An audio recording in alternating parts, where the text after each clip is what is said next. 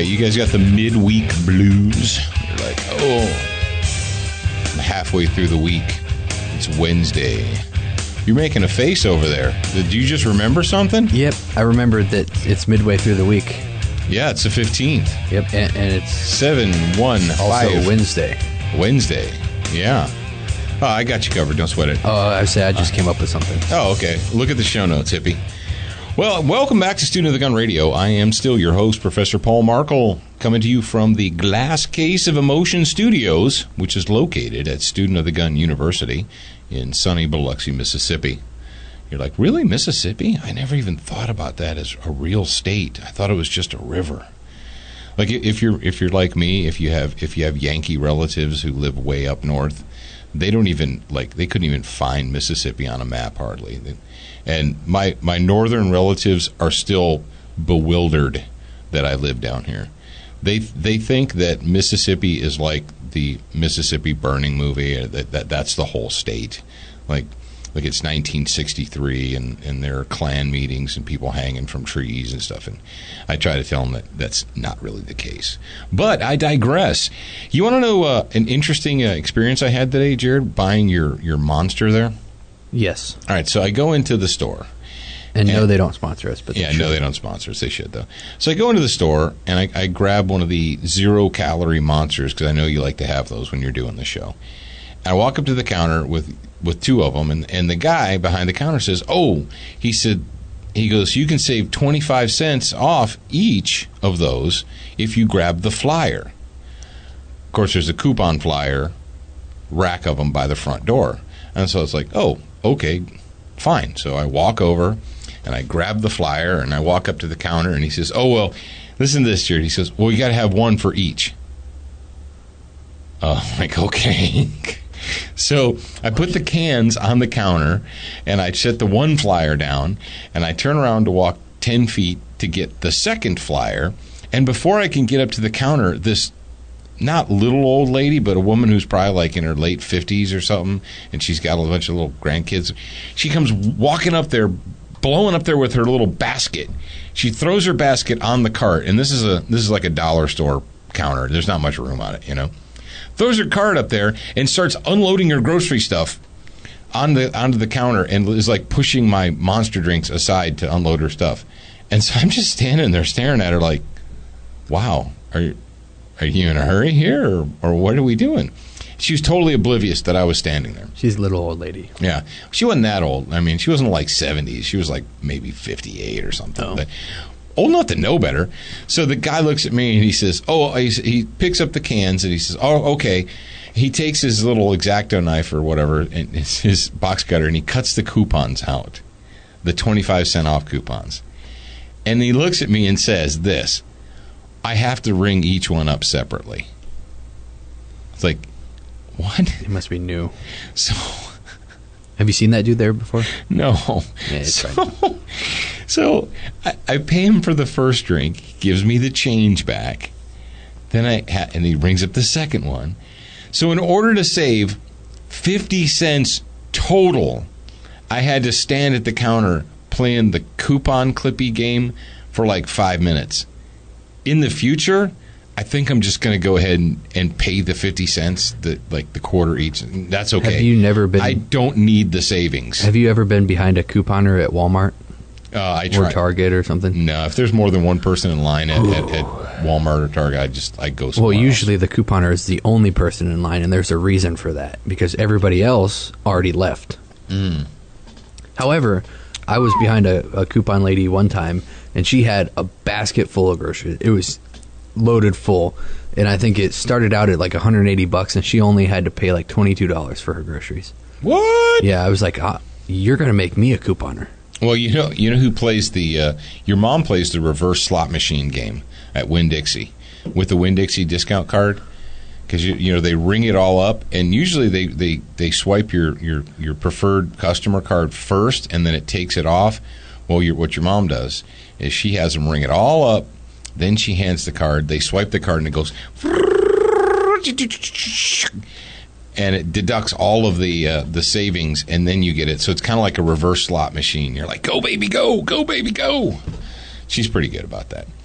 Are we here to talk about groceries and monsters and stuff? No, we're not. But you know what? It's my show, and you got nothing else to do. You know you're on the treadmill, and give me 10 more minutes. Or you're at work, or you're driving in your car. So, oh, what do we want to talk about? Today is Wednesday, so it's SWAT Fuel Fitness Talk Day. But before we do that, let's go ahead and acknowledge Century Arms, the makers of the TP9SA and the TP9 V2. And they got all kinds of V2s and SAs and all kinds of crazy stuff. But check them out at centuryarms.com. They have a redesigned website. It is mobile friendly, so you can look at it from your iPhone or your Android phone. Crossbreed holsters. If you want to carry a gun, if you're carrying a gun, if you think about carrying a gun, if you're carrying one now and it's not very comfortable and you're constantly adjusting it, this is what I'm going to tell you. If you're a new concealed carrier and you find yourself all day long adjusting your gun, wanting to take it off and put it in your desk drawer, putting it on the counter because it's uncomfortable, it's not the gun, it's the holster and or the belt. Take the time and invest in quality gear. If you want some quality gear, go to crossbreedholsters.com. They can hook you up. All right, it is Wednesday, which means everybody's out there. They're like, "Ooh, I love Wednesdays. It makes me a little antsy in my pantsy because we got the special SWAT Fuel Fitness Talk update song." Original cute body make a man mad. Woman physically fit, physically fit, physically fit. Woman physically fit, physically fit. Woman nice, sweet, fantastic. Mix your body out into the big tight and woman nice, sweet, energetic. Mix your body out into the big tight and woman nice, sweet, fantastic. Mix your body out into the big tight and woman nice, sweet. Today we're going to talk about, actually I'm going to save one of them. I was going to talk about both, but I'll go with the leadership. Let's talk about leadership today. If you are a leader, you should be a leader. You need to lead your fellow people, lead your people at the gym, lead your group of people, take them to the gym, and the way you lead is by example. Exactly. We lead from the front, not from the rear. Yeah, exactly. Lead from the front, not the rear. And basically... Here, I know what you're thinking. You're thinking the guys that go and they sit down. Yeah. They go to the gym.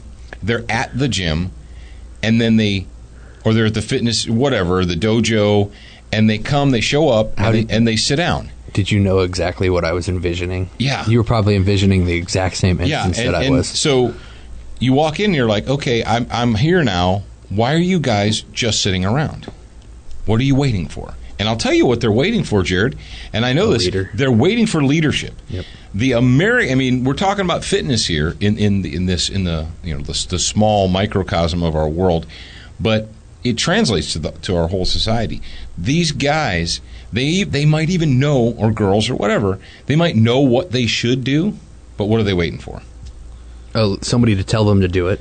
A leader, someone to say, okay, step up and say, hey, you can be that leader. Here's the deal.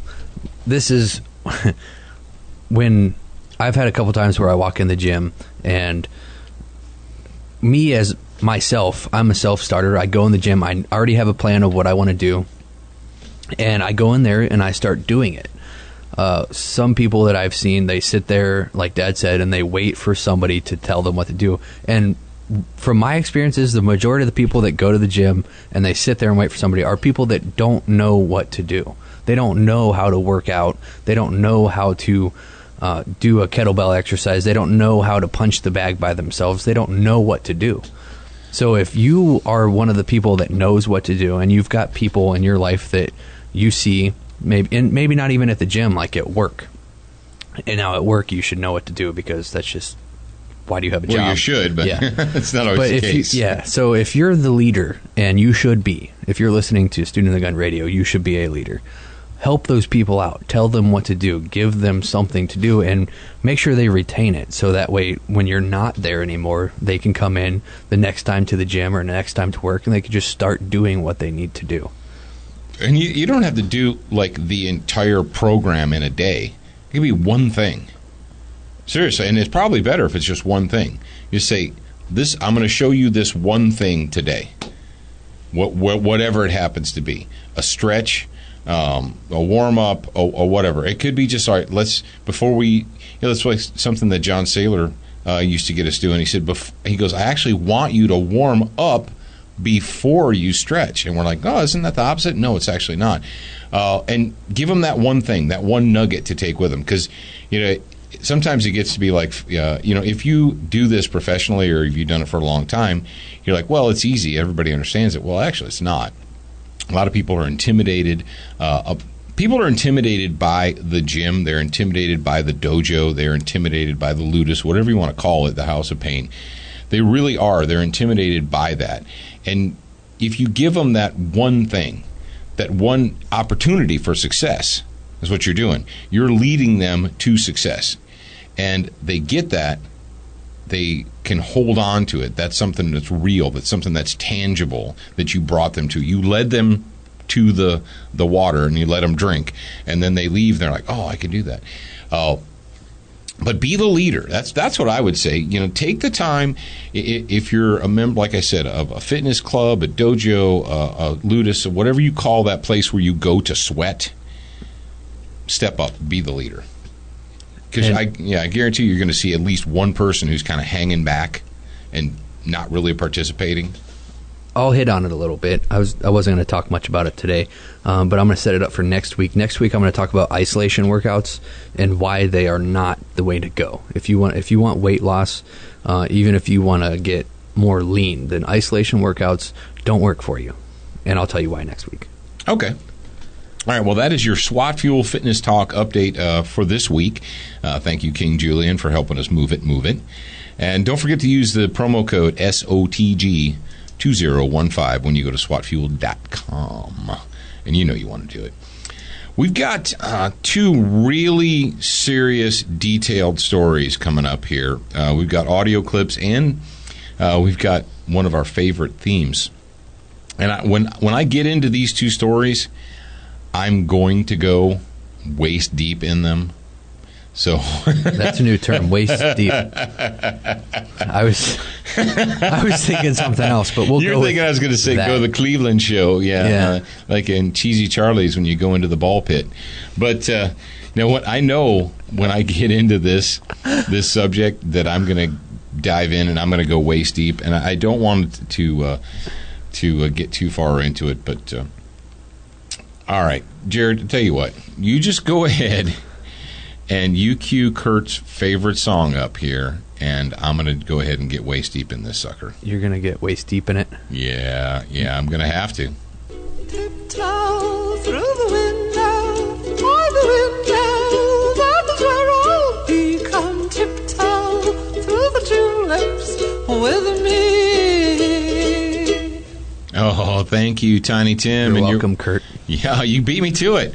All right, this story comes to us from the controversialtimes.com, but since it was published on July 13th, which is just 2 days ago, since this was published, this has been everywhere because it is so disgustingly stupid. It is such an indicator of weakness in our... All right, I'm just going to read you the title. Shopper calls cops when he sees Confederate flag items for sale. He forgot one thing. I'm sorry, what now? What stupidity? I'm sorry, I had some stupid stuck in my ears. A shopper at a Connecticut flea market became so offended by items he saw for sale by one vendor that he actually called the police. All right, here's what we're going to do. I'm going to let Jared, there's an audio clip, and it's about 2.5 minutes long. I want you individuals, I want you folks out there to listen to this, and after you have listened to it, I will comment. They said he called the police, right? Well, at least he's constitutional. It. Yeah. Police say they were called after somebody reported an individual was trying to sell Confederate and Nazi merchandise at a flea market. Yeah, police came on the scene. They say, while the things may be offensive, nothing that happened there was illegal. News 8's Josh Scheinblum in our Hartford newsroom tonight with the latest on that situation. Josh? Darren, I spoke with the chief of police about the situation. He says the reason no one was arrested is because the items being sold were being sold on private property. Now, that being said, some are speaking out about this incident, mainly those who sell Confederate and Nazi items. What the A hell? national debate has been heating up regarding controversial symbols of the past ever since a Confederate battle flag-toting man allegedly killed 9 people during a Bible study at a historically African-American church in Charleston, South Carolina. And you might say the conversation has taken on a life of its own up north in Connecticut, where over the weekend in Wallingford, police were dispatched after someone called them to say there was a merchant selling Nazi and Confederate memorabilia at a flea market in town, which some had found deeply offensive. It's not odd. It's just probably bought it somewhere and figured he could make a few bucks off of it. It's not clear if the items that were being sold were authentic, but what you might not know is that if you're looking to buy them, they're easy to find in our state. They go to spend a nice afternoon, an individual in Connecticut, and they go into a flea market and then they see this. They probably didn't expect to see it. And yes, they could be offended by it. I agree with that. William Moore is the co-owner of Military Specialties Incorporated in Newington, a business that sells a variety of historical military objects, which include those produced by the Third Reich and Confederate reproductions. It's here, and you're likely to see it. And if you want, we'll talk about it and give you the history about it. In the case of what happened in Wallingford, Moore says he supports the caller who dialed the police and is sympathetic to what they found. That said, as a dealer of commodities with an often unsettling history, he can see both sides of this story. This is America here. You can buy and sell whatever you care to. Police say as far as the situation is concerned, that it's out of their hands at this time. They do say, however, a complaint was made to the mayor's office and that they're the ones who are looking into it. For now, we're live in the Hartford Newsroom. Josh Schenblum, News 8. All right, I have to apologize to you. Oh, my God. I have to apologize to my listening audience for exposing you to such weakness and stupidity. I don't even know if I can pick out all of the... Oh, my God. I don't even know if I can pick out all of the stupidity in there. Okay, step number 1. Let me read you a quote from the person who called... All right, stop. 3, 2, 1. Go get the duct tape. Wrap it around your head because your head's going to explode when you hear this. The shopper who wants to remain anonymous for fear of retribution became so offended that a vendor within a Redwood flea market was... All right, stop. Jared, have you ever been to a flea market? Yeah. When you were at the flea market, were you surprised to see a vendor had a display of rebel flags and whatnots? No. Isn't that standard operating procedure for every flea market in the world? There's at least one, sometimes multiple people that are selling made in China banners and you get the "Don't Tread on Me." I mean, that's next. Yep. Mark my words. The Gadsden flag is next. All right, so he was shocked that he was at a flea market and saw a rebel flag. Now here's the tricky part. This is the deceit in the lie in this. They knew that they might not be able to get away with the rebel flag part, the Confederate flag part, because it's a freaking flea market. So what you do is you tie in and World War II merchandise featuring Nazi symbols. Well, there's no possible way that you can. This dude says the caller who said he was of Jewish ancestry. All right, I'm not going to make a flea market joke there, but became very upset over what he considers 2 symbols of hate. What did the Confederates do to Jews? Did the Confederates have ovens and Auschwitz? Do I not know that? Am I not hip with my whole the history of Jewish people and the Confederacy thing? I don't get it. Oh, he considers He has considered 2 symbols of hate. This is a quote from this douche nozzle. I was shaking and almost vomiting, he said. I had to run. Wow. Oh, somebody sent us this. Yeah. In the email, because I remember that quote. We've been sent this like 3 or 4 or 5 of you guys sent us this, like via email, via Facebook, via all that. It says, so they call the police. This is another reason why I'm glad I'm not a police officer anymore, because the American populace has just gone full retard. People calling the police 911 because they didn't get cheese on their Big Mac and stuff like that. That happened? Yeah. Oh, yeah. Because they like got cold fries or some stuff like that. Oh, this kind of crap is going on. And calling the... Are we calling the thought police? Because you're offended. Do you guys realize where we are as a nation, where there are adult human beings walking around the United States of America who actually think it's legitimate to call the police because their feelings were hurt? Are you understanding this? Oh, that's stupid. It's dumb. It's this guy's name. No, this should scare the crap out of you. Because this is a pattern of behavior. And what's even worse is the cops showed up. Brothers and sisters, if I would have lost my freaking crap. If I was out on patrol and I got a 911 telling me to go to a flea market to respond to a hurt feel, I don't know what the 10 code for hurt feelings is. Maybe some of you troopers out there, you state troopers or guys that are active right now, is there a 10 code or a Buckeye State Sheriff's Association or what? What is the 10 code for hurt feelings? Do we need to come up with one? Is that like a new thing? Maybe I've been out of the game so long that I don't know that there's a maybe it's 1069.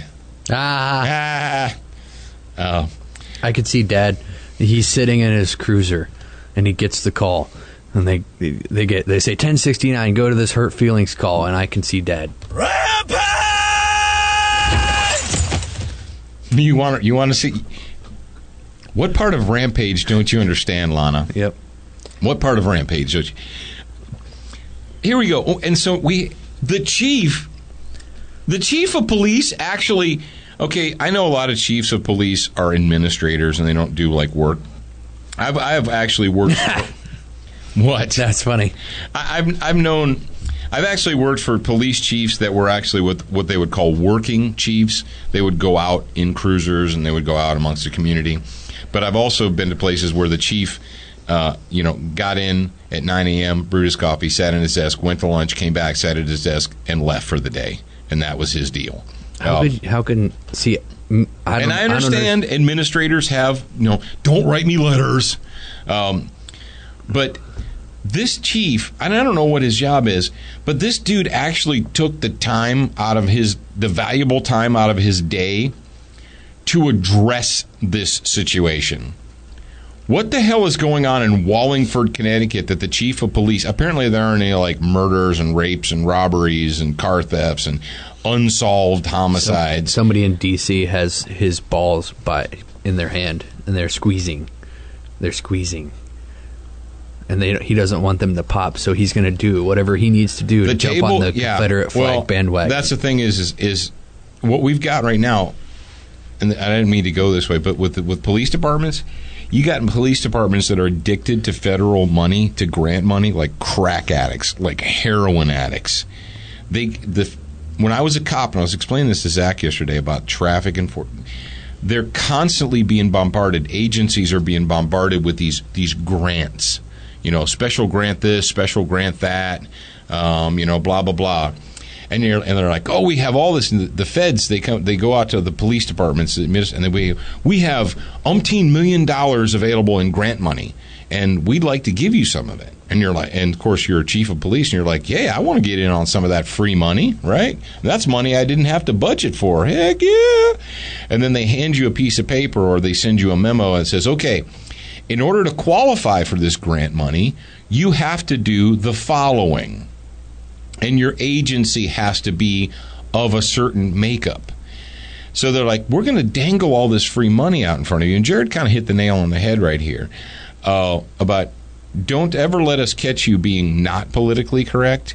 And you better make sure that your equal opportunity numbers are right, are jiving correctly if you want this money. And folks, this isn't directly tied to it, but let me tell you, how many of your police departments are hooked to federal grant money like heroin addicts? They are. And there are 100% strings attached with that money.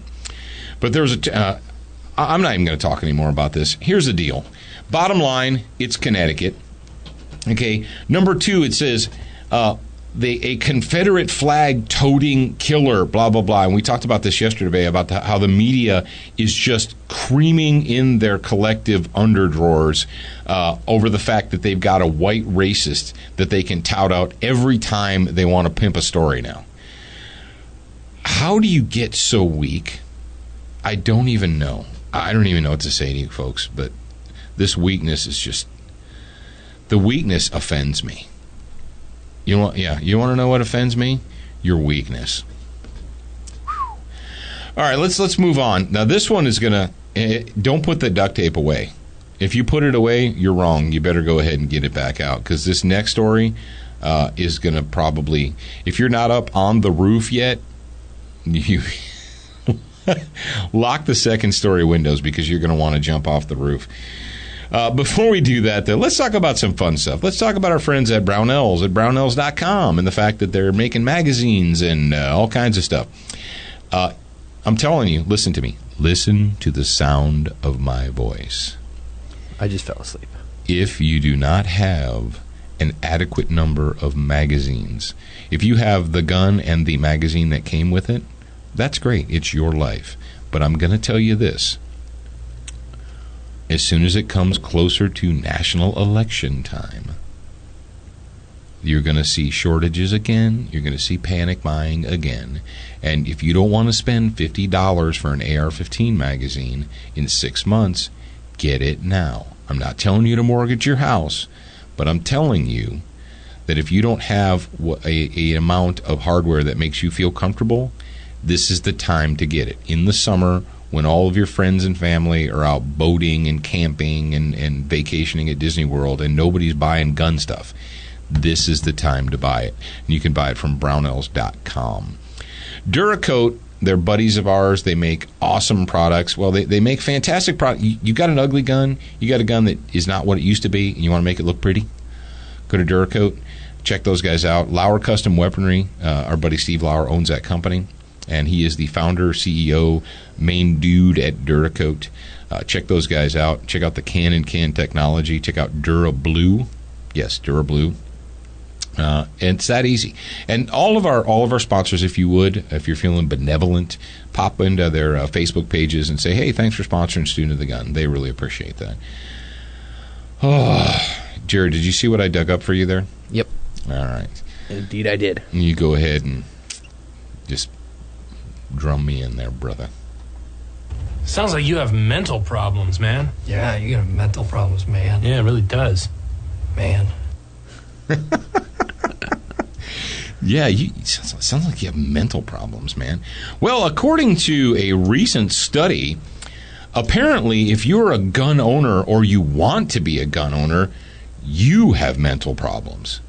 And this story was published at you like the address, Jared? It's csgv.org, which, you know, when you see that, tell people where this came from. It just, well, we have to source it, but you're like, if you saw that written out, it would mean nothing to you, right? You see csgv.org, and you're like, okay, well, that means nothing to me. No, that's the Coalition to Stop Gun Violence, not human violence. Now, here's the crazy, insane part of this here. The story, headlined, The Psychology of Gun Ownership. Now, I'm on their website, and they have an article, and I'm looking really hard, high and low. Help me out, Jared. I want you to look hard, high and low, and I want you to tell me whether or not you see a byline or an author's name attached to this article. Paul G. Markel has been writing articles for 20 plus years, more than 20 years. And guess what? When I write something, when I publish something, I attach my name to it. But do you see it on there? Am I crazy? Nope, I don't see it either. There's no byline. So they have a bunch of source material from other people, but they didn't have the courage. Nobody at the CSGVO.org had the guts to attach their name to this, which is gutless, but it's not to be...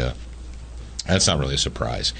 All right, let's go ahead and jump right into it here. Several studies conducted in recent years have given us great insight into the psychology of gun ownership, meaning the beliefs and behaviors frequently exhibited by gun owners and the motivation behind their keeping weapons. Where are they keeping them? How are they keeping them? I don't know. As it turns out... Oh, they have a... Oh, go ahead, finish, and then I'll... Cultural context. Oh, here we go. As it turns out, cultural context, racial biases, political affiliation, and anger issues are all related to gun ownership. Here's a sampling of some of the exciting research that's out there. You need to be excited. You need to be excited. All right, headline number one. Did you want to jump in before I read headline number one? I would actually love to do that because they have a staff in the About Us section of their site. They have the CSGV staff. So they've got all the lists in the names and the like an infection? Yes, obviously. But they also have a quote from Senator Chris Murphy, Democrat, Connecticut, says, "The Coalition to Stop Gun Violence has led the way in exposing the dangerous insurrectionist ideology promoted by the NRA and others in the program." Wow! Pro-gun movement. Whoa! All right, Connecticut. Listen up, all of you standing in line to register your guns, calling 911 because you saw a flag. If you're in Connecticut and you don't have a bayonet fixed, you're wrong like dick cancer. Your senator, a senator from Connecticut, said the following words, quote, "The Coalition to Stop Gun Violence has led the way in exposing the dangerous insurrectionist ideology." Wow. So if you favor the Constitution, limited government, the Bill of Rights, according to Senator Chris Murphy, you're an insurrectionist. Woo! You guys got to be so proud up there. I don't even... Oh, man. The pride that has to run through the veins of Connecticut residents. Jared, we got Connecticut people listening. I know. Oh, yeah, there's plenty of them up there. Oh. What are you going to do? What are you going to do? Yeah, exactly. Exactly. The Coalition to Stop Gun Violence seeks to secure freedom from gun violence through research, strategic engagement, and effective policy advocacy. Now, they have an American flag. Here's what I'm going to tell you guys. Listen to this.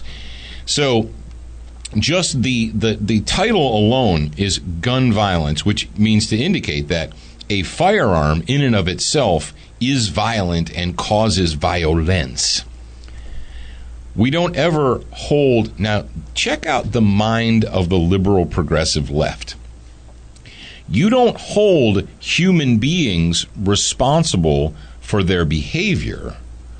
When you have a criminal human being, piece of human filth scumbag like that puke face in South Carolina, when that person goes and commits a homicide, an atrocity, we don't hold that human responsible for the behavior. It's the result of their access to firearms. It's the object's fault. So we're going to blame the object with one hand, but on the other hand, for the millions upon millions of American citizens that own firearms, those people, we have to attack those individuals.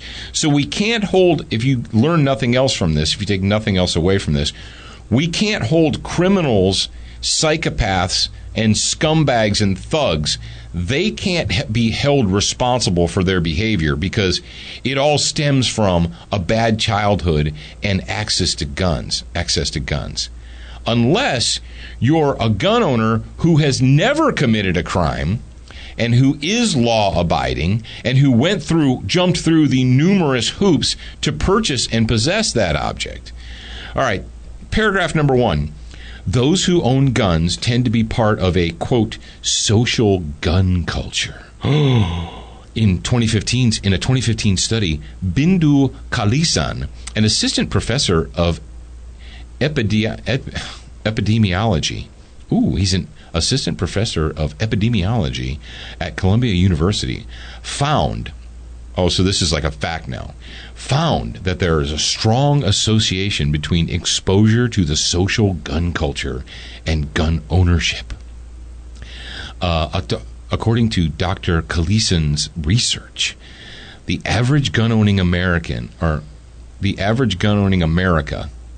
nice copy editing here, turds. The average gun-owning America is white, married or divorced. Well, either or. Married or divorced, high income, and over 55 years old, which is such crap. That's not even anywhere close. Well, that data might go back to 1990 or 85 or whatever. So if that data was correct, wouldn't that mean that those people are successful? No, they're bad. They're evil. Married or divorced in high average income. Yeah. Is that not successful? Not divorced, obviously. No. The social gun culture includes, quote, unseen codes of behavior. They put a U in behavior. That's how you know this person can't be trusted, because they put a U in behavior. And powerful predictors of behavioral intentions and health behaviors with a U. Dr. Kalisan measured exposure to social gun culture by using the following questions. Would the individual's family or social circle think less of them if they did own a gun? Does their social life with family and friends involve activities that includes guns? Oh my goodness. Here we go. Paragraph number 2 in bold. Men who carry guns suffer from a crisis of confidence. Jennifer Carlson, author of Citizen Protectors, The Everyday Politics of Guns in the Age of Decline, explained in a recent op-ed why men feel the need to carry guns in public. One man told Carlson she felt naked without his gun. Yeah, because you're wrong. Because you're not what... Carlson found that men might carry guns in public as a reaction to a broader socioeconomic decline, and because carrying a gun is seen as masculine duty. I don't see anything wrong with that. Psychologically, carrying a gun can help men address social insecurities far beyond crime, Carlson concluded. She has concluded it by noting, the gun rights platform is not just about guns. It's also about a crisis of confidence in the American dream. Yeah, kind of like when you see your nation crumbling around you, when you see law enforcement walking away and turning a blind eye to criminals, when thugs are encouraged to commit acts of violence by the state, when you have mayors of large metropolitan areas giving thugs space to destroy. What is the average citizen supposed to think? When the Supreme Court has ruled on numerous occasions that the police, ergo the state, has no duty to protect you as an individual, and that it is, in fact, up to you. What else do you expect people to do? We want you to dial 911 and hide under the bed. All right, number 2 or 3. Gun owners tend to be angry and impulsive. Well, we're angry, yeah. If you're not angry in 2015, you are obviously not paying attention. I'm going to say that. Not all gun owners are, so we've already dealt with that. Oh, yeah, some gun owners think everything's great. But and see, the thing is we've got the whole gun owner thing here is like owning an object. And there's a blah, blah, blah, blah, 300 million firearms estimated in private hands, disproportionately owned. Okay, here it says. The 300 million firearms estimated to be in private hands of the United States are disproportionately owned by people who are prone to angry, impulsive behavior and have potentially dangerous and have a potentially dangerous habit of keeping their guns close at hand. What good is it if you can't get to it? Well, for that, I'm going to tell you this. Who's the turd that wrote this? We don't know. Oh, there's no quote in this. Oh, that, yeah. Is it from that same chick? Is it from the Carlson chick, or is it somebody different? No, this is a June 2015 study. It's hyperlinked. So let me see if somebody had the nuts to put their name, attach their name on it. This is from blah, blah, blah, blah, blah, blah, blah, blah, blah, blah, blah. I don't know. It doesn't matter. First of all, I'll tell you this. Oh, this is from a bunch of PhDs, so I really don't care. I'll tell you this. If gun owners were as unstable and angry and prone to violence as anti-gun people say they are, I know this is glib and it's cliche, but there would not be that many anti-gun people left. Folks, actually, the vast tremendous 99.94% of all gun owners are really super patient and indulgent, and quite frankly have been more indulgent and reasonable than need be. And the reason we're in this position where we're actually having to defend have to explain our natural God-given rights is because of our desire to get along and be reasonable. Oh, here's one. Holding a gun can make you paranoid. Yeah.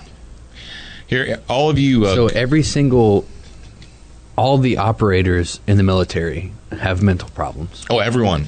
Every single. Oh, my God. I can't do this anymore. In 2012, James Brockmole, an associate professor of psychology at Notre Dame... Hey, all you Catholics that are sending your kids and money to Notre Dame, and your gun people, too, I hope you're proud of this guy. He found that because he found that the case is closed. Quote, wielding a gun increases a person's bias to see guns in the hands of others. Participants holding a toy gun during an experiment were more likely than participants holding neutral objects like a ball to think people on a computer screen in front of, oh my sweet heavenly Lord, oh geez Louise. So, yeah, holding a gun makes you paranoid. Oh, here we go. In addition to having mental problems, you guys are also a bunch of racists. Those with racist views are more likely to oppose gun reform. So if you don't want the government to take away your natural God-given rights, you're a racist. Well, there you go. Conservatives are far more likely to own firearms than others. You mean than progressive socialist tax slaves? Okay, there we go. And this last one, I don't even get what the hell this is, but risk-taking students are more likely to have guns at college.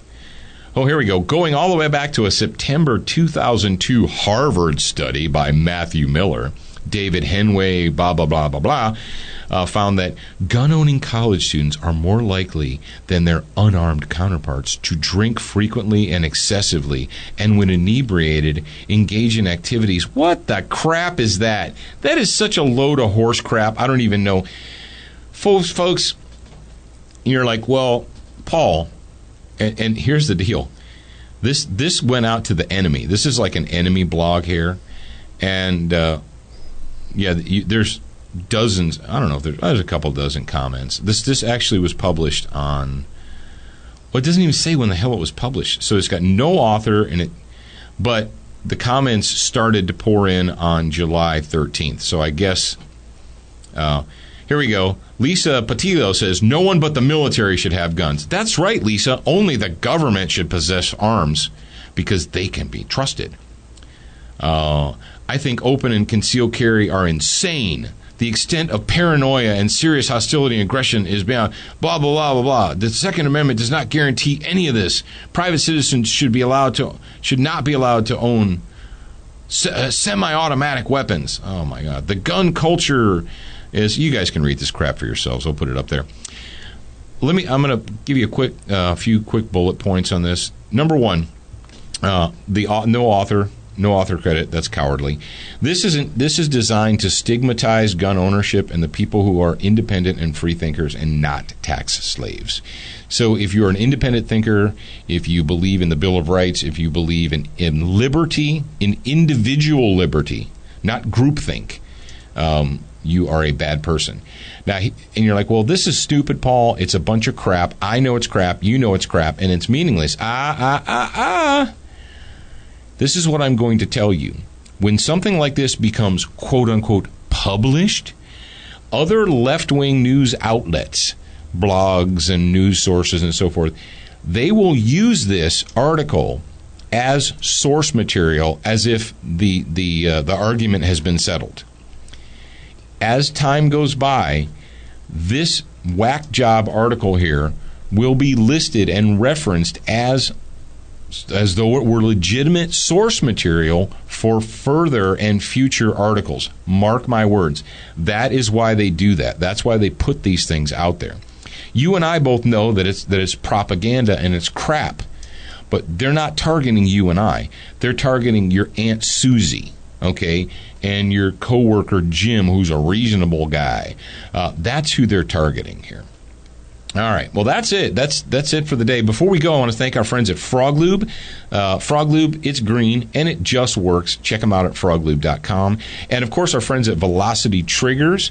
If you got a black rifle, they have a trigger for you. So go to velocitytriggers.com.